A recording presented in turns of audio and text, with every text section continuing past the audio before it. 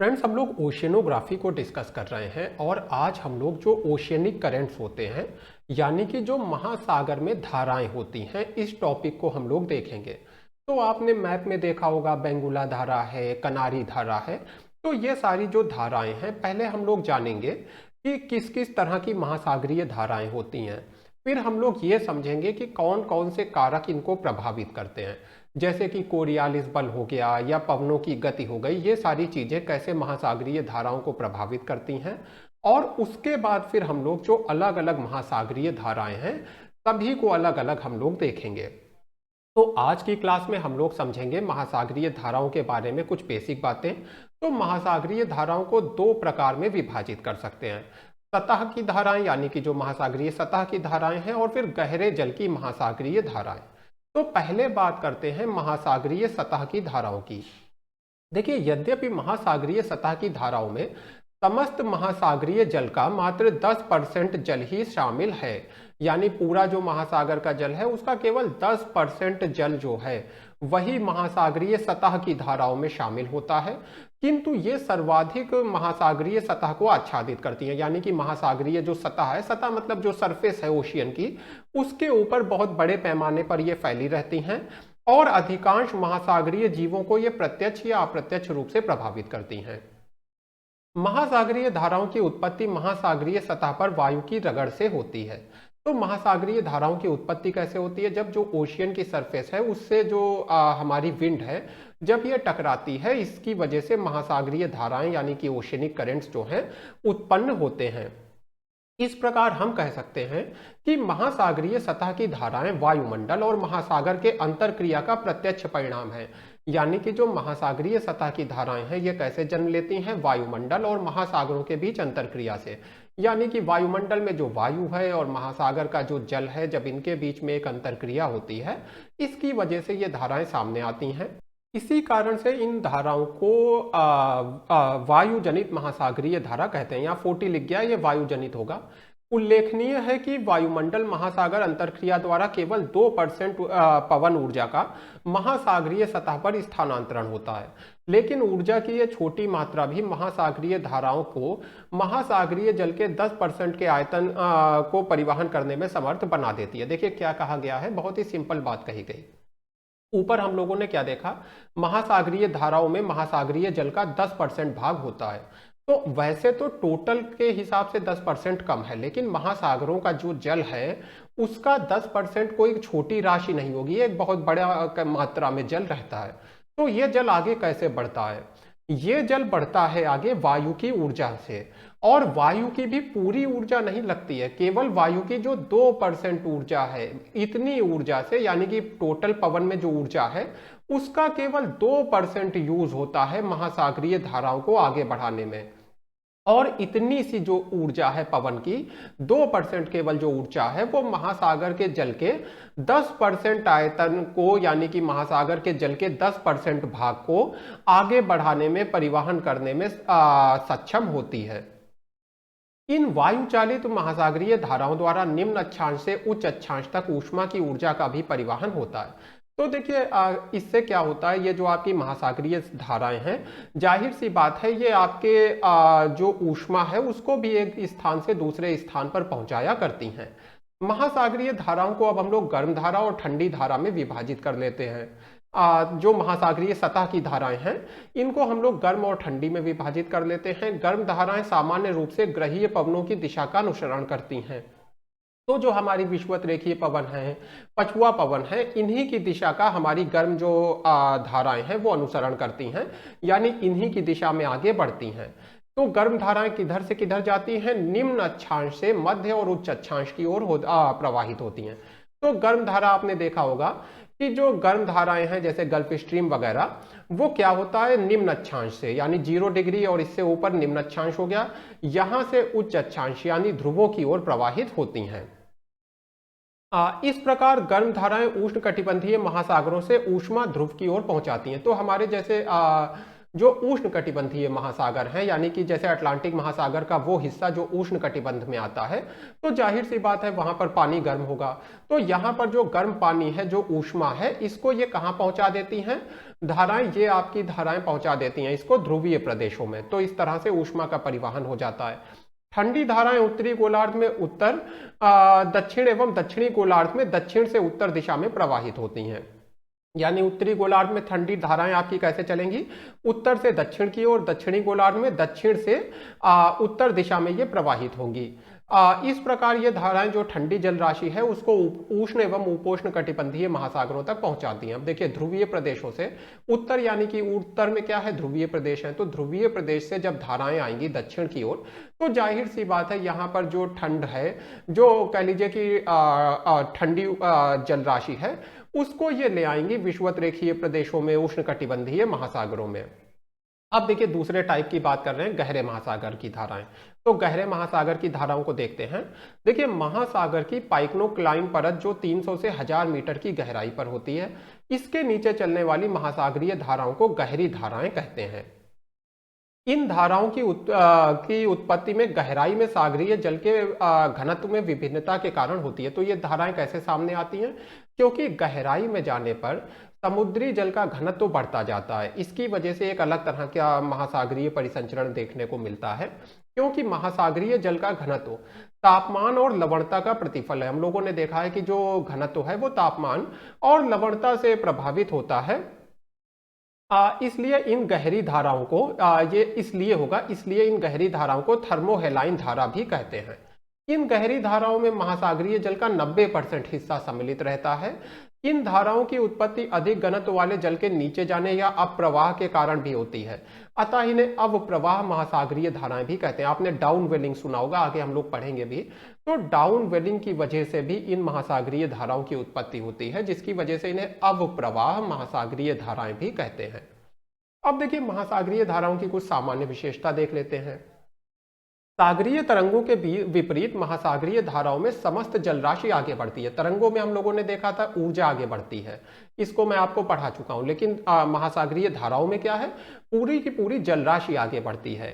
वायु ऊर्जा का केवल 2 से 4% भाग ही घर्षण द्वारा महासागरीय जल की सतह पर स्थानांतरित होता है। जैसा हम लोगों ने देखा कि वायु की जो टोटल एनर्जी है उसका केवल 2% या इससे कुछ ज्यादा हिस्सा जो है वो महासागरीय जल को एक जगह से आगे बढ़ाता है।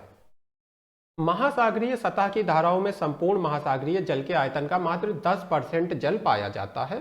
इसको हम लोग ऑलरेडी देख चुके हैं, और 90% जल गहरे महासागरीय धाराओं में होता है।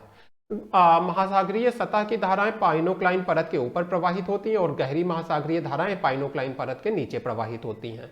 ये भी चीज हम लोगों ने देख ली है। महासागरीय धाराएं एक निश्चित दिशा में प्रचलित वायु, कोरियालिस बल, दाब प्रवणता, घनत्व में भिन्नता, अभिसरण और अपसरण आदि के द्वारा प्रवाहित होती हैं। तो ये जितने भी फैक्टर हैं सभी को हम लोगों को आगे पढ़ना है कि कैसे ये फैक्टर जो है महासागरीय धाराओं पे अपना प्रभाव डालते हैं। एक मैन स्पाइरल वगैरह जो है सब हम लोग देखेंगे।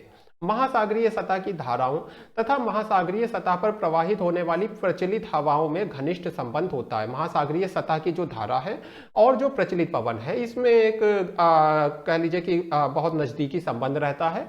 अधिकांश महासागरीय सतह की धाराएं उपोष्ण महासागरों में जलीय गति के वृत्तीय प्रतिरूप का निर्माण करते हैं। इसे वृत्तीय गति या जायर कहते हैं। जायर भी हम लोगों को पढ़ना। ये अभी हम लोग एक बेसिक चीजें देख रहे हैं कि महासागरीय धाराओं में क्या क्या विशेषता है।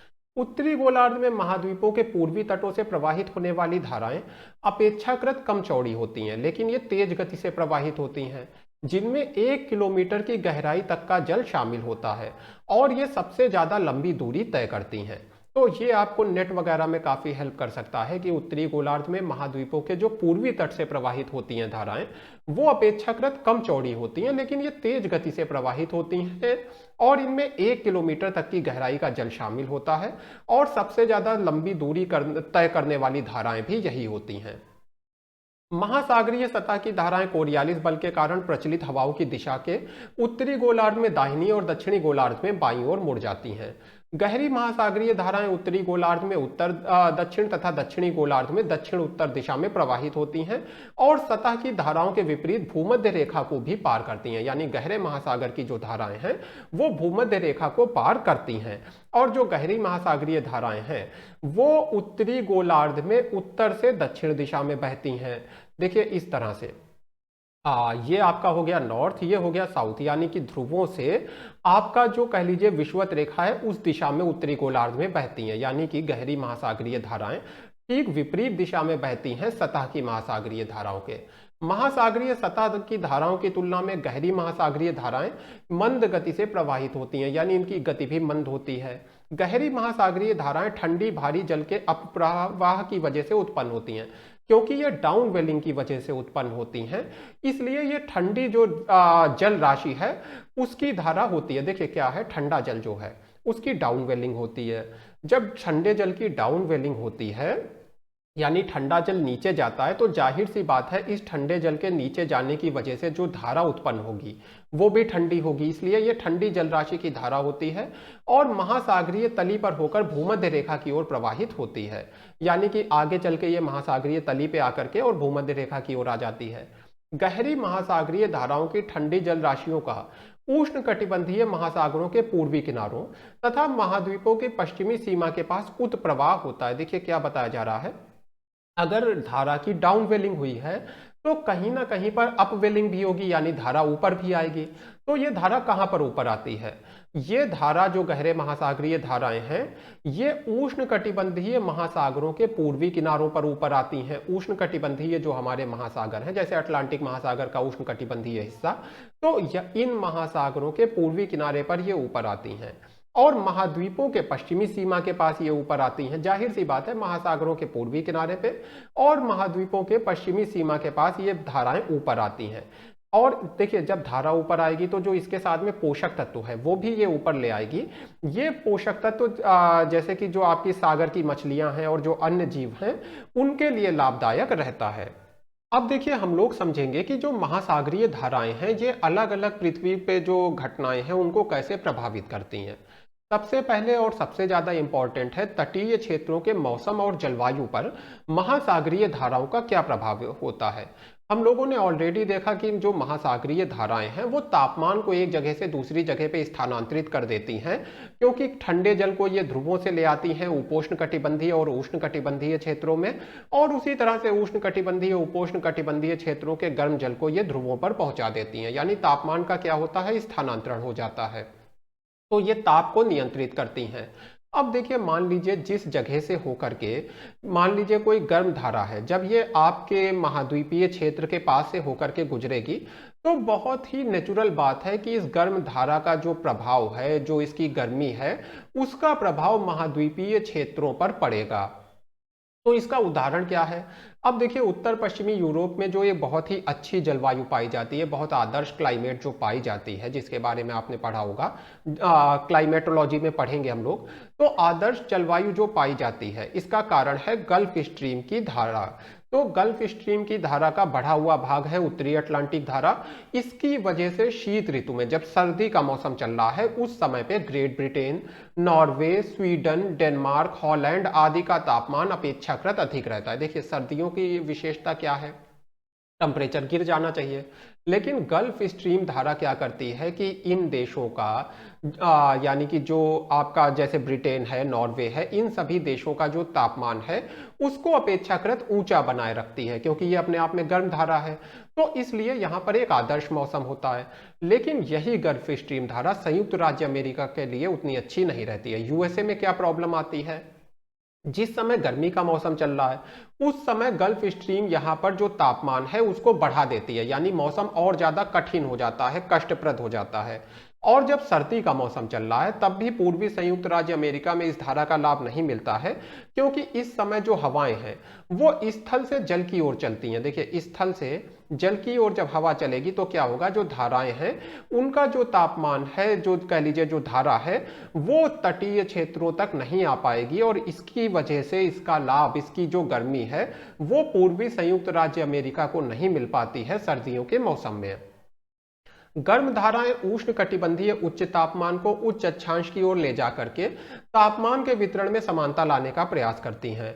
इस प्रकार यह पृथ्वी के ऊष्मा संतुलन को स्थापित करने में मदद करती हैं, क्योंकि ये निम्न अक्षांशों की अतिरिक्त ऊष्मा को उच्च अक्षांशों की ओर स्थानांतरित करती हैं। अब ये पॉइंट मैं दोबारा नहीं समझाऊंगा, कई बार हम लोगों ने डिस्कस किया है। ठंडी धाराएं जहां से गुजरती हैं वहां का तापमान बहुत ज्यादा नीचा कर देती हैं, जिसकी वजह से हिमपात होने लगता है। जैसे कि क्यूराइल, लेब्राडोर, फॉकलैंड की जो ठंडी धारा है, ये अपने द्वारा प्रभावित क्षेत्रों में हिमपात के लिए जिम्मेदार है। तो जहां पे स्नोफॉल हो रहा है उसमें ये क्यूराइल, लेब्राडोर और जो फॉकलैंड की जो ठंडी धारा है, ये अपने द्वारा प्रभावित क्षेत्रों में जो स्नोफॉल होता है उसके लिए जिम्मेदार है।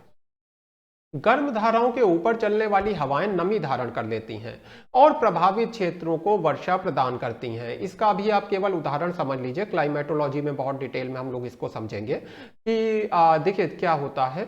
जो आपकी गर्म धारा है इसके ऊपर जो हवा है उसमें आप कह लीजिए ह्यूमिडिटी ग्रहण करने की क्षमता बढ़ जाएगी, और इसकी वजह से रिलेटिव ह्यूमिडिटी का कॉन्सेप्ट होता है। इसकी वजह से जो यहाँ पर हवा है ये ज़्यादा अब अपने आप में नमी को धारण कर पाएगी, और जब ज़्यादा नमी होगी तो वर्षा भी ज़्यादा होगी। जैसे कि उदाहरण के लिए उत्तर पश्चिमी यूरोप के तटीय भागों में उत्तरी अटलांटिक धारा और जापान के पूर्वी भाग में क्यूरोशिवो महासागरीय धारा के कारण वर्षा होती है। यानी कि ये जो महासागरीय धाराएं हैं ये वर्षा को प्रभावित करती हैं।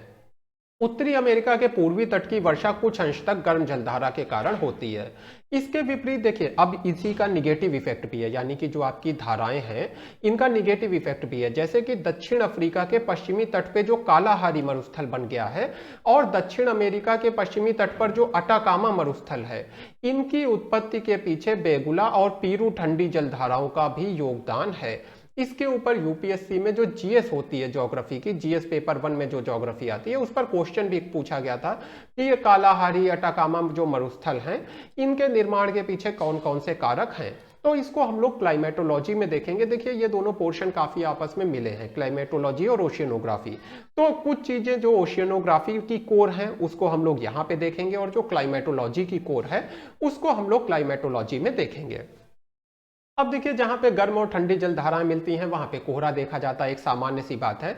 जैसे न्यू फाउंडलैंड के पास लेब्राडोर ठंडी धारा और गल्फ स्ट्रीम गर्म धारा जब मिल जाती है तो तापमान व्युत्क्रमण के कारण कोहरा आता है। जापान के पास क्यूराइल ठंडी धारा और क्यूरोशिवो गर्म जलधारा के मिलने के कारण कोहरा पड़ता है। एल नीनो, ला नीना को अभी हम लोग बहुत डिटेल में डिस्कस करेंगे आगे आने वाले लेक्चर्स में। सागरीय जीवों पर क्या प्रभाव पड़ता है? देखिए, ठंडी जलराशियों के नीचे बैठने के समय ऑक्सीजन भी नीचे जाती है। तो जब ये धाराओं की डाउनवेलिंग होती है, जब ठंडी जलराशियां नीचे की तरफ जाती हैं तो ऑक्सीजन भी नीचे चली जाती है, और इससे जो जलीय जीव हैं उनको श्वास लेने में मदद मिलती है। गहरी महासागरीय बेसिन से जब जलराशियां ऊपर आती हैं तो ऑलरेडी हम लोगों ने देखा है कि पोषक तत्व भी ऊपर आ जाते हैं। फाइटोप्लैंक्टन और जंतु प्लैंक्टन के द्वारा इन पोषक तत्वों का सेवन किया जाता है। तो नीचे से जो पानी ऊपर आया, इसकी वजह से क्या हुआ, जो गहरी महासागरीय बेसिन से जलराशियां ऊपर आईं, इसकी वजह से पोषक तत्व भी ऊपर आ गए, और फिर जो जीव जंतु हैं वो इसको खा लेते हैं। इसी कारण दक्षिण अमेरिका के इक्वाडोर और पेरू तट के पास पूर्वी प्रशांत महासागर का सीमांत भाग जो है, यहाँ पर मछलियां ज्यादा होती हैं, क्योंकि यहाँ पर क्या हो रहा है, अपवेलिंग हो रही है। दक्षिण अमेरिका का इक्वाडोर और पेरू तट के पास क्या होता है, जो पूर्वी प्रशांत महासागर है जो आपका पेरू तट के पास, वहां पर क्या होता है, अपवेलिंग होती है पानी की, पानी ऊपर आता है। इसके साथ ही पोषक तत्व भी ऊपर आ जाते हैं, जिसकी वजह से यहाँ पर ज्यादा मछलियां हैं। अब देखिए, समझेंगे मत्स्य उद्योग पर इन धाराओं का प्रभाव। तो धाराओं द्वारा प्लैंकटन नामक घास का लाया जाना मछलियों के लिए एक आदर्श स्थिति उत्पन्न करता है। यानी धाराएं जो हैं वो प्लैंकटन घास को एक जगह से दूसरी जगह ले जाती हैं। जैसे उदाहरण के लिए गल्फ स्ट्रीम द्वारा प्लैंकटन जो है न्यू फाउंडलैंड और उत्तर पश्चिमी यूरोपीय तट पर पहुंचा दिया जाता है, जिसकी वजह से वहां पर मत्स्य उद्योग बहुत अच्छे से विकसित हुआ है। तो जो प्लैंकटन है वो कहाँ जाता है गल्फ स्ट्रीम के द्वारा, न्यू फाउंडलैंड और उत्तर पश्चिमी यूरोपीय तट पर। इसकी वजह से यहाँ पर मत्स्य उद्योग विकसित हो गया है।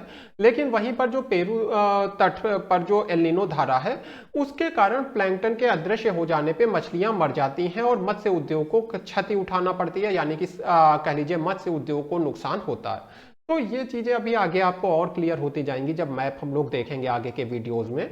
अभी आपको इसको याद कर लेना है कि पेरू तट पर जो है एल नीनो धारा का प्रभाव पड़ता है, और जब पेरू तट के ऊपर एल नीनो धारा का प्रभाव पड़ता है, इसकी वजह से यहाँ पर जो प्लैंकटन है वो नष्ट हो जाता है। प्लैंकटन के नष्ट हो जाने से यहाँ पर जो मत्स्य उद्योग है उसको भारी नुकसान होता है।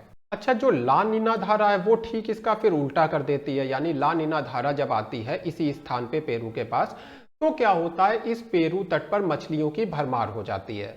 तो अभी के लिए आप इतना याद रखिए कि जो एल नीनो धारा है वो पेरू तट पर मछलियों को समाप्त कर देती है, जबकि ला नीना धारा की वजह से पेरू तट पर जो मछलियां हैं वो बढ़ जाती हैं, बहुत कह लीजिए बड़ी मात्रा में हो जाती हैं। इसके साथ ही देखिए शीत क्षेत्रों की खाने योग्य मछलियां जो हैं वो ठंडी धाराओं के साथ होकर के गर्म प्रदेशों में आ जाती हैं। तो ये भी एक प्रभाव हो गया आपकी महासागरीय धाराओं का। तो इसमें देखिए हम लोगों ने बेसिकली जो बेसिक्स होते हैं महासागर की धाराओं के, उसको समझ लिया है कि ये क्या इनके क्या क्या गुण होते हैं, क्या क्या इनके प्रभाव होते हैं। अब आने वाले वीडियो में हम लोग समझेंगे कि ये कैसे वर्क करती हैं, कैसे आगे बढ़ती हैं, इन सभी चीज़ों को डिटेल में हम लोग डिस्कस करेंगे।